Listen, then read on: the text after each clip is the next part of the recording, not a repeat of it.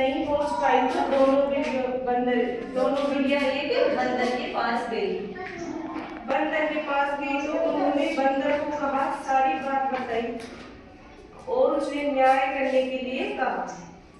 सारी बात सुनकर बंदर एक तराजू लेकर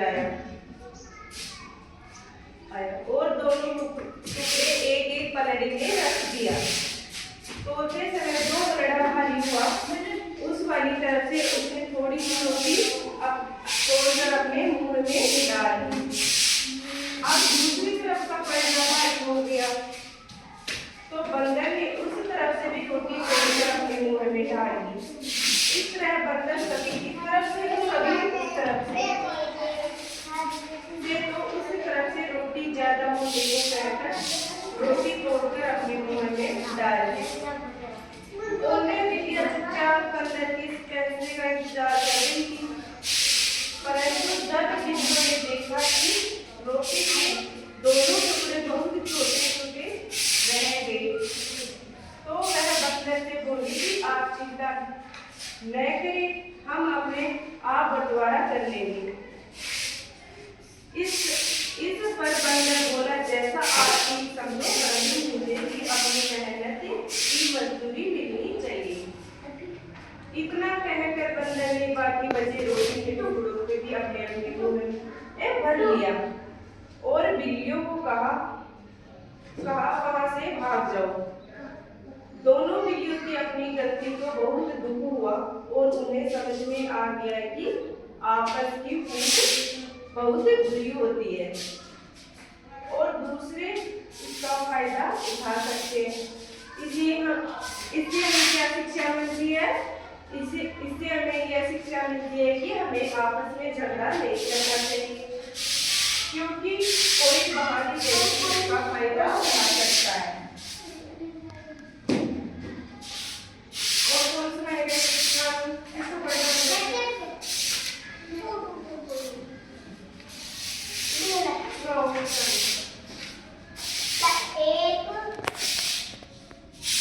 एक गांव में दो बिल्लियां रहती थी। वह आपस में बहुत प्यार से रहती थी। उन्हें जो कुछ मिलता था उसे आपस में बांटकर खाया करती थी।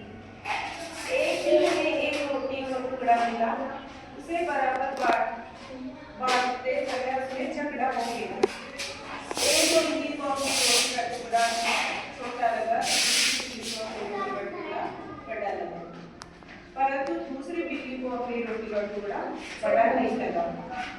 जब दोनों बिल्लियां किसी समझौते पर नहीं पहुंच पाई तो दोनों बिल्लियां एक बंदर के पास गई। उन्होंने बंदर को सारी बात बताई और उसने न्याय करने के लिए कहा। सारी बात सुनकर बंदर एक तराजू लेकर आया और दोनों टुकड़ों एक एक पलड़े में रख दिया। तोड़ते समय जो पलड़ा भारी हुआ उस वाली तरफ से उसने थोड़ी सी रोटी अपने मुंह में डाल दी। अब दूसरी तरफ का पलड़ा भारी हो गया तो बंदर ने उस तरफ से भी रोटी तोड़कर कभी इस तरफ से तो कभी उस तरफ से रोटी तोड़कर अपने मुंह में डाल दी। तो उस तरफ से भी रोटी ज्यादा होने को कहकर रोटी तोड़कर अपने मुंह में डाल दी। दोनों बिल्लियां चुपचाप बंदर के फैसले का इंतजार करते रही, परंतु जब बिल्लियों ने देखा कि रोटी के दोनों टुकड़े बहुत छोटे छोटे रह गए तो वह बंदर से बोली कि आप चिंता करते, हम अपने आप बंटवारा कर लेंगे।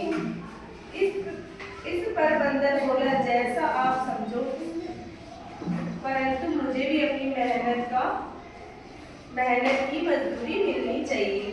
इतना कहकर बंदर ने बाकी बचे रोटी के टुकड़ों को भी अपने मुंह में डाल दिया। बिल्लियों को कहा वहां से भाग जाओ। दोनों बिल्लियों की अपनी गलती का बहुत दुख हुआ और उन्हें समझ में आ गया कि आपस की फूटें बहुत बुरी होती है और इसलिए इसका फायदा उठा सकते हैं। इससे हमें क्या शिक्षा मिलती है? यह शिक्षा मिलती है कि हमें आपस में झगड़ा नहीं करना चाहिए, मिलजुल कर रहना चाहिए।